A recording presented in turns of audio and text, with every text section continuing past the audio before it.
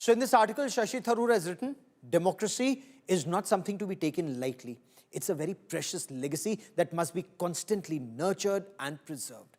Let it serve as a lasting reminder to people everywhere. He then goes on to write, today's India is not the India of 1975. The sting very clearly is in the tail for the Congress that has repeatedly said that there is undeclared emergency in the country since 2014 when Narendra Modi took over as Prime Minister, winning 3 elections back to back. Joining me on this India First special broadcast, not just about what Shashi Tharoor has written now, but on a pattern that we see. Neerja Chaudhary, senior journalist, Sanjay Jha, now joins us as an analyst, was formerly with the Congress party, is close to Shashi Tharoor. Javed Ansari, veteran journalist with us on this broadcast. Rajat Sethi, political analyst. And R.P. Singh joins us as the BJP spokesperson on this broadcast. But Neerja Chaudhary, what do you make of Shashi Tharoor's article on the emergency? Recounting facts, yes, but is there merit in some saying it's provoking the Congress party? Are they reaching a point of no return in your view, ma'am? Look, as you know, in normal times, quote unquote, Shashi Tharoor's words would have been very far reaching because so far, Congress, Indira Gandhi called the emergency, she said mistakes were made, excesses were made. Rahul Gandhi 4 years ago called it a mistake, but there was a caveat. He said at least the institutional framework was not captured. The Congress has never apologized unconditionally for the emergency, that it was a blunder, and promised that it will never, never, never happen again. So Shashi Tharoor's words to that effect, the importance of democracy, the importance of remembering what happened at that time so that we can safeguard it, defend it, are very important words. But they come from a person inside the Congress who is not trusted today. There's a breakdown of trust between the high command of the Congress party and Dr. Shashi Tharoor. So while his words about remembering the emergency and all that entailed are very important reminders, the Congress, he does not represent the Congress today. Now, where is this situation headed? Of course, it's provocative. What he's saying is provocative for the Congress party. There will be a rejoinder. But where is he headed? He seems to be repositioning himself politically. I doubt very much that he... Okay, give me a moment as we try and reestablish this link with you, ma'am. Sanjay Jha, your appreciation of what he's written and respond to Manikam Tagore saying, when a colleague starts repeating BJP lines word for word, you begin to wonder, is the bird becoming a parrot? Is there an indication that that's where the bird is heading, sir? Gaurav, let me be very honest with you. I think Shashi Tharoor is both right and wrong. He's right in being critical of the emergency. I think everybody has agreed with that. It was definitely a draconian step that should have been avoided. The Congress paid for it electorally and came back again in 1980. But I think Shashi is completely wrong. And I have rarely said it publicly anywhere in my entire relationship with him over decades now. But Shashi is completely wrong in actually talking about the emergency and not even drawing a parallel to the authoritarian regime under Narendra Modi. I think which is not just authoritarian, but is almost fascist. Because if a party in power tries to obliterate the opposition through institutions like the Election Commission or through intimidation and threats of the CBI and ED, that is fascism. That's not just totalitarianism. So I think if I read Sashi's piece, actually, it's a rare, unexceptional piece by Shashi. I think he probably wrote it in a bit of a hurry because, to borrow his famous dictionary, it's what I would call his jejune. It just doesn't have his normal, shall we say, news that one can expect. And why I'm disappointed is because Shashi himself, and he and I have been spokespersons for the party as well for a long time, that Shashi himself has been one of the most critical voices of this regime, especially on 3 factors that he writes in his article in Project Syndicate. He talks about the freedom of press, and Gaurav, you are part of the press. Maybe you guys are independent, but I can tell you many are not. It's not maybe. I'm very He talks about the proud to say independence of fiercely independent. judiciary. He talks about the independence of judiciary, and we know that we have had under Mr. Modi 4 judges of the Collegium of the Supreme Court talking about the death of democracy in India and the fixing of benches. Not just about the guy who's been accused of having cash in his hand or in his home. And the third point, he talks about an executive which is overweening, an arrogant or a hubris infected executive, which is what Mr. Modi's government is. So I was Okay. very disappointed, especially because right now we are debating, and its matter is up in the Supreme Court, about how the Election Commission is being utilized as an instrument to actually knock off voters in Bihar. So there cannot be Well, a more that's the serious threat to allegation. democracy. That's the allegation, and we are debating that, and we've just had a very fierce debate on India today. But since you, directly said something about the BJP, RP Singh wants to respond before I bring in Javed Ansari and Rajat Seri. RP is saying Shashi Tharoor writing about the emergency is right, but saying India today is a robust democracy or words to that effect is wrong. Sanjay Jha says Narendra Modi government is a fascist regime or words to that effect. You heard him. Gaurav, problem with the Congress and the allies, whether he's part of Congress or not, I don't know, Sanjay Jha, is that for them it is this way or that way. I mean, there can be opposition, there can be ruling parties. We are not enemies. The problem with the Shashi Tharoor is that he is talking about enemies across the border, but there are enemies. The Congress treat BJP or the Modi ji as enemy within the nation. That's the problem, and that's where the whole the issue boils down to, that they can't think beyond this. And as for difference between emergency and today's rule, I'm product of emergency. I've seen how people were picked up from their houses. 140,000 people were picked up from houses and jailed. How sterilization was imposed on people from every hook and nook. How poor houses were demolished on the name of development. So we know that how judiciary crumbled, how media virtually scummed down. I mean, I remember the front page of the Express, which was blank, and Okay. it was on the 26th of June 1975. And it is not that it ended there. See, emergency was not issue of only what happened during Mrs. Gandhi. There's the DNA of Congress. Jawaharlal Nehru did the first change in the constitution on freedom of individual by changing the section 19 section 19. I'll come to the Article 19, DNA sorry. of Congress in just And a also, moment, but Indira for the Gandhi moment, brought in permit me to emergency. restrict. Give me another second. Give me another second. Gaurav, another second, Okay, please. go on, sir. Go on, sir. Another second, please, because that will make you understand there was a problem with the Congress, and they keep pointing fingers toward us. Then Mrs. Gandhi brought emergency. Rajiv Gandhi, you were part of Express when Rajiv Gandhi virtually throttled Indian Express. And also, Rahul Gandhi and Sonia Gandhi, when they used to think they are above Manmohan Singh and they are above the executive of the country. I mean, the files used to move from the PMO to the residence of Sonia Gandhi for clearances. So this is the DNA, and they talk about the Let me bring in Javed Ansari for a moment. Javed, Shashi Tharoor indicating excesses during the emergency and indicating that they were downplayed. Now, coming from a Congress party senior leader and insider, this clearly would have upset the Congress beyond Manikam Tagore's comment.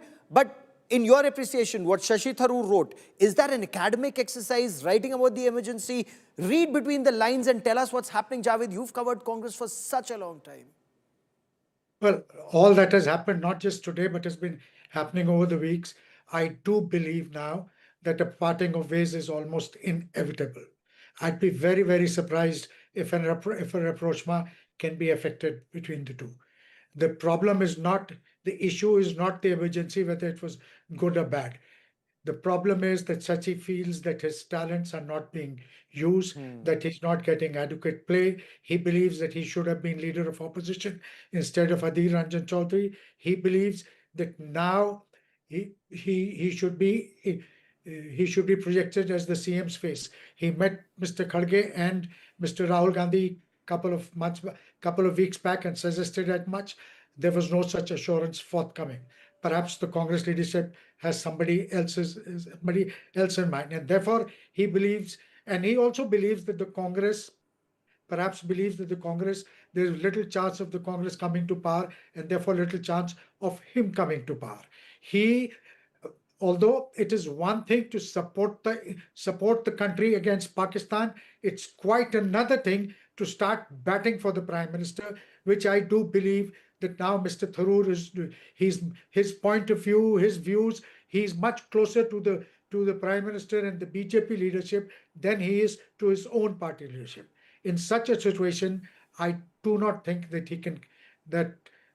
both the Congress and Mr. Tharoor can continue together.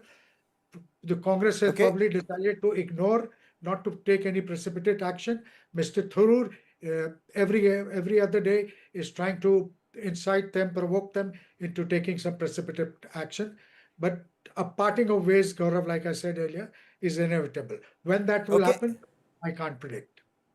Okay, Rajat Sethi, Shashi Tharoor, and for the moment I want to stay on the article and the fallout before I come to the wider question of Shashi Tharoor's future within the Congress or elsewhere. Shashi Tharoor wrote, and I quote, "Torture in detention, extrajudicial killings, though less publicized at that time, were dark realities for those who dared to defy the regime." He then goes on to write, "India is not the same as it was in 1975. We are a more confident, more prosperous, and in many ways, a more robust democracy. Yet, the lessons of emergency remain alarmingly relevant." Sir, does that take the sting out of the Congress party's attack against Narendra Modi government of undeclared emergency since 2014?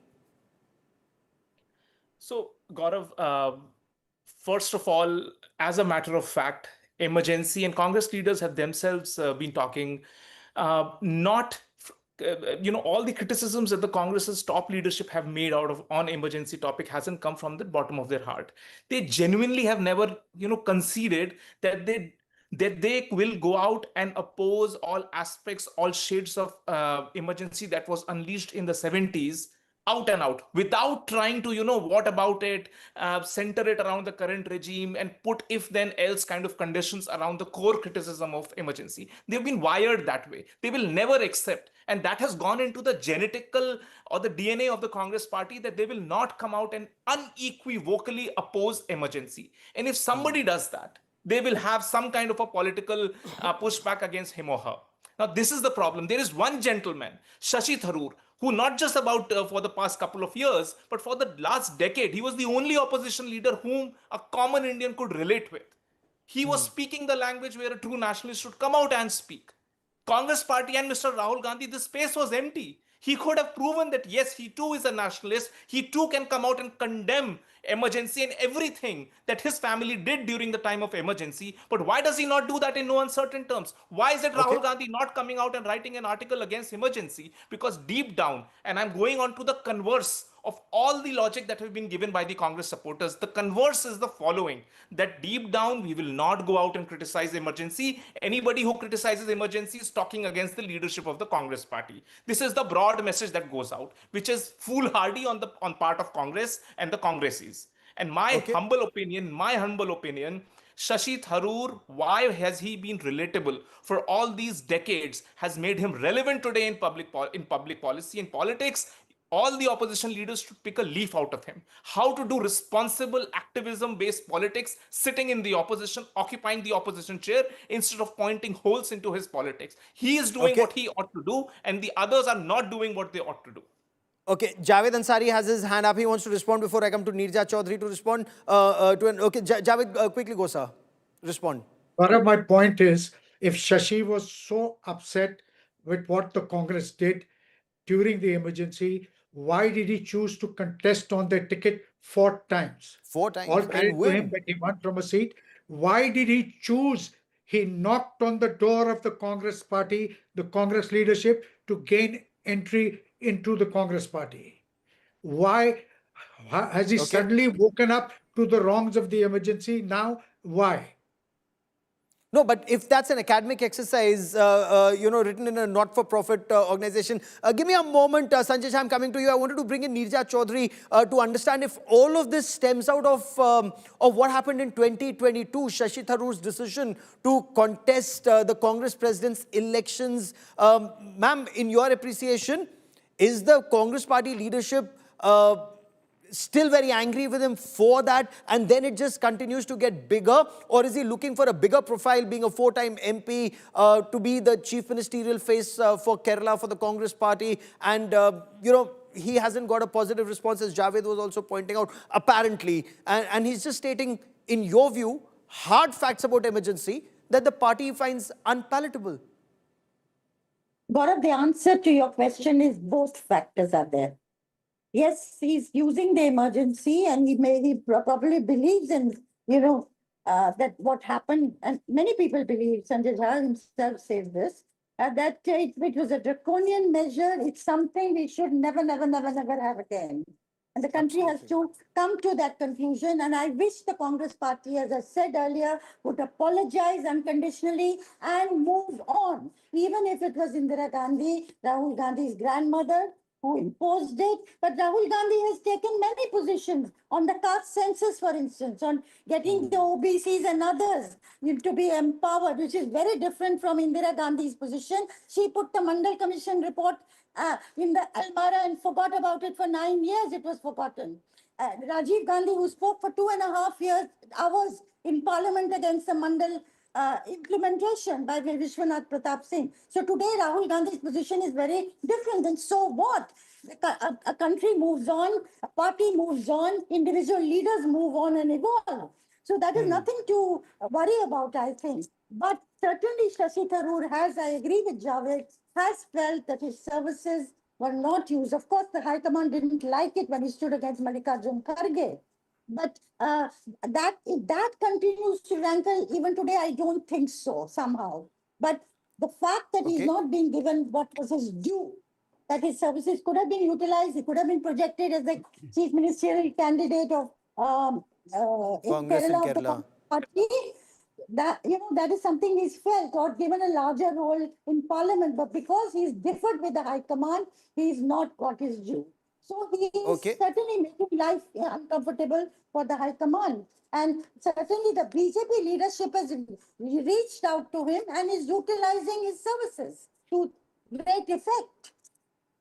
RP Singh, from COVID vaccine diplomacy to Operation Sindoor, now emergency, Congress leader Shashi Tharoor has praised a number of policies of Prime Minister Narendra Modi and his actions. Look, Operation Sindoor, absolutely every Indian speaking in one voice against Pakistan's state-sponsored radical Islamist terror and our military action. I mean, that's outstanding. COVID vaccine diplomacy, how do you read that? How do you read other statements? Now, is something cooking between the BJP and Shashi Tharoor?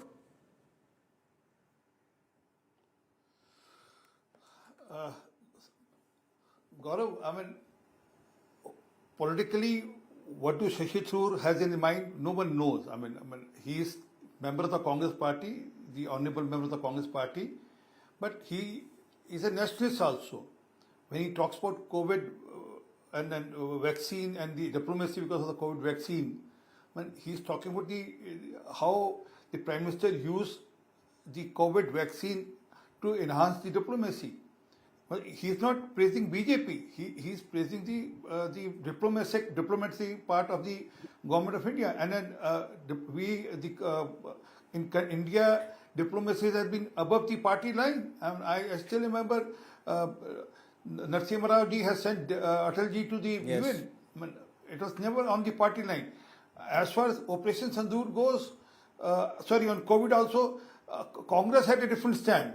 Congress always had a different stand also on COVID because Congress was, as per me, lobbying for a certain other vaccine, which was a vaccine from the other country. But as far as Shashi Tharoor goes, he's right when he talks about the COVID diplomacy. On the Operation Sindoor, Congress has a different stand. We all know that. Congress has a stand which suits Pakistan or which suits other countries, whereas Shashi Tharoor has been very clear on this, that what we have done in Operation Sindoor is remarkable, is historical. So, this Sanjay is Jha, do you see a basically pattern in nationalism versus praising policies of the Narendra Modi government, whether it's COVID diplomacy or outreach to West Asia or Operation Sindoor, and now being completely in sync with the thinking of the Narendra Modi government, and especially Prime Minister Narendra Modi on emergency? The Prime Minister has called it, or the government's called it Samvidhan Hatya Divas. Gaurav, Shashi has been a very dear friend. I need to publicly disclose that. And yet, at the same time, I have to be very brutally honest, to use the cliche. But I completely disagree with Sashi's articulation on two subjects that have emerged of late. And I'll just come to that in a minute. But before that, it's important to point out to you and to your viewers, in case they are not aware, but Sashi rightfully argued that the emergency that was imposed in 1975 was done under the provisions of the Indian Constitution. And I believe that transparency, even if it was wrong, was legitimate and legal. Mrs. Gandhi lost the elections and came back to power in 1980 with a thumping majority by the people of India. Here is the question. Sashi cannot be comfortable with the stealthy, unofficial emergency in India. You know, the danger of the modern day dictatorships are they a hybrid Gaurav, the democracies? They're congressman is elected defending democracies. emergency. Please do not interrupt me, sir. I did not interrupt you. Let's have a civilized conversation. So the point I'm making, Gaurav, is this, that what you're witnessing now is the rise of democratically elected totalitarian or dictatorships that have emerged, which do exactly what used to happen before, but under the garb of the fact that elections are being held. If Sashi is trying to be oblivious of that reality, then I think he's clearly, I would say, walking with both his feet on banana peels. But here is the point that I wish to make, that end of day, I think when it comes to Sashi's articulation about the Congress party, no matter what misgivings you may have, I have had problems, but I've said my principal problem with the Congress, Gaurav, was that it was not being aggressive enough to checkmate the BJP. I thought BJP was getting away, scot-free. I don't know what Sashi's issues are. They look definitely a little personal. He's ambitious, and why not? He's, I think, a fantastic parliamentarian. But on two issues, on Operation Sindoor, which I think has been in a foreign policy or in an information warfare, a complete disaster by India. I don't think Sashi has really acknowledged the failures of the Modi government. And definitely on the emergency, for him to be diplomatically silent on what is going on in the country today and to call it a robust democracy, I think in his inner conscience, he himself doesn't believe that. So you're saying he's writing what he doesn't believe. Nirja Chaudhary, make a small point, Gaurav. before I bring in Javed Ansari. Okay, sir, 30 seconds you wanted to respond. Go on, Mr. RP Singh. Just 30 seconds. Very, it's not 30 seconds, 3 seconds. There's a malfunctioning in the Congress system. The leadership, there's a malfunctioning there. And they blame democracy for that. That's the worst part. And then they defend, Mr. Jha is still defending emergency. That it was as per law, as per constitution. We all know that how constitution was Well, thrown Shashi the dustbin Tharoor to said that, Mr. bring Singh, in not emergency, me. how at night Fakhruddin Ali Ahmed was woken up. Yeah, there's a very famous cartoon that everyone remembers, signing it in the bathtub. But Javed Ansari, is the Congress not responding to Shashi Tharoor's demands? How would you view it? Four-time MP, articulate, seen as someone who's doing extremely well. He argued India's case so well across the world. Would the Congress be better off had he been, for example, leader of opposition and not Adhir Ranjan Chaudhary last time? Should he be given a bigger role? As Nirja Chaudhary also said, perhaps if he wants to be the chief ministerial face of the Congress in Kerala, should the Congress actually have utilized his services better, in your appreciation? Well, certainly, but look at the options. When you're not in power, there are not too many positions that you can hand out. The Congress has two important committees under it, under its leadership, the PSC, which Mr. K.C. Venugopal heads, and the External Affairs Committee, which Mr. Shashi Tharoor heads. Now, the Congress couldn't have appointed him External Affairs Minister.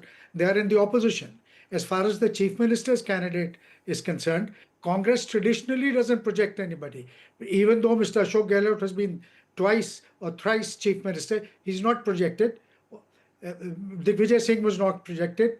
Similarly, Kamal Nath was not projected. Bhupesh Baghel was not projected. They don't project. And there are more than one claimant to that position in Kerala.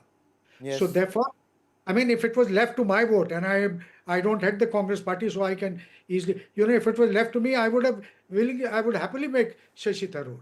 But look, Okay. what are the options? And there has to be a limit. Okay, you make Shashi Tharoor, then what about somebody who served the Congress to thick and thick for the last 35 years?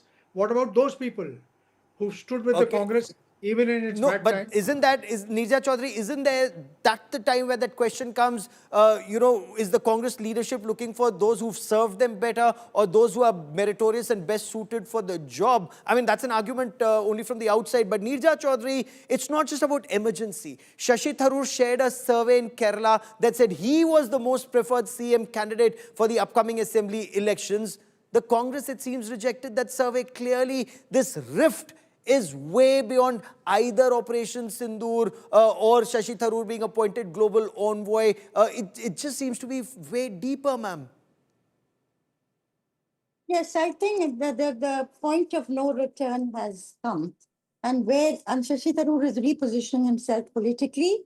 Where he will be headed, we all don't know yet. Will the BJP take him? And there's so much buzz about Shankar being replaced by Shashi Tharoor. I don't think that would be an enormous admission of failure of foreign policy for the BJP to do that. I don't think they will. And it will reflect on the Prime Minister. And the BJP probably knows that Shashi Tharoor is, it will not toe a particular line. He's too much of a wild card for them to risk him coming into the BJP and giving him a ministerial position. Yet he is repositioning himself. The BJP would ideally like him to continue in the Congress and for them to use his services in different assignments, which is all very good. But let's see where he's headed and how things pan out. But one last word I do want to say, there is a sentence he puts in his article, which is very interesting. Words to the effect of subtle erosion of democratic values taking place also. And I'll go Yes. back to Sanjay Jha. While, I don't believe in the undeclared emergency formulation, concentration of power happens when prime ministers are popular and powerful, like Indira Gandhi was, like Narendra Modi is. His PM was very, very powerful. And institutions come under pressure. Many people are worried about this whole Bihar thing, Gaurav. If crores of poorer people are going to be struck off the electoral rolls, then where is our democracy going? If the right to vote is not going to be there, and of course, if the matter is before the Supreme Court and they will uh, uh, decide on it, but it is something that causes me and many others deep concerns. And I will let that be the last word on this part of the show. But as you very rightly pointed out, ma'am, the matter is in the Supreme Court. And that's the best part about the power of Indian democracy. There is someone who's keeping an eye on on everyone else, whether what they're doing is right or wrong. The executive, the legislature, the judiciary, and of course, a free press where we argue all these points. And like you've seen in India Today's democratic newsroom, every point of view is articulated and reflected. Many thanks to all of you for joining me on this part of the debate.